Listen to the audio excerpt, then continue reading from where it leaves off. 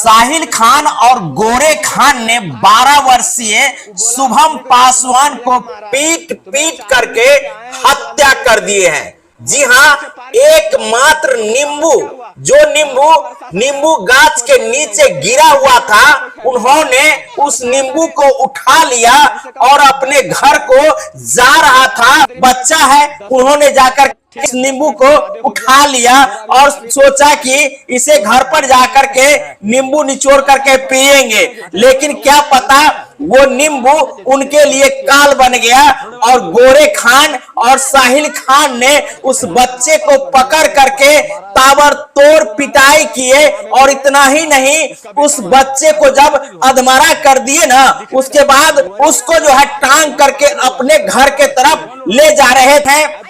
उसके बाद परिवार वाले पहुंचते हैं और किसी प्रकार शुभम पासवान को साहिल खान और छोटे खान के कब्जे से छुड़ाते हैं और उसको इलाज के लिए जब अस्पताल पहुंचते हैं, जहां उनकी दर्दनाक मौत हो जाती है। और यहाँ पर देखिए उसमें कितना लेमू फरा हुआ, उसमें ज्यादा नहीं, बच्चा उठाने गया लेमू। उसका बाद क्या हुआ, मतलब 3-4 यहाँ पर है, 3-4 घर है, वहाँ पर उसको बच्चा के मारा है। यहाँ पर सारा दोपहर में सो के रहता है।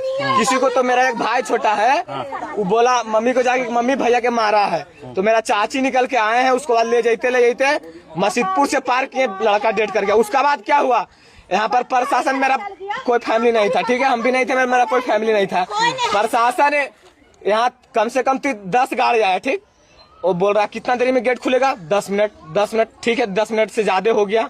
मेरा अभी भाभी थे, उसका हाथ पे चोट लग गया है। लाठी किया है जी।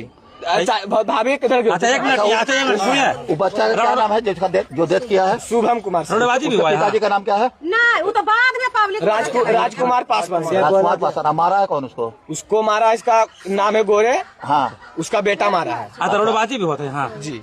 अच्छा, अब दिखने रहा सर, बाद में हुआ सर। कौन रोडबाजी किया? अब तो पब्लिक मारा कि हमको बच्चा को मार दिया था, हम भी मारे, लेकिन वो तो गौरव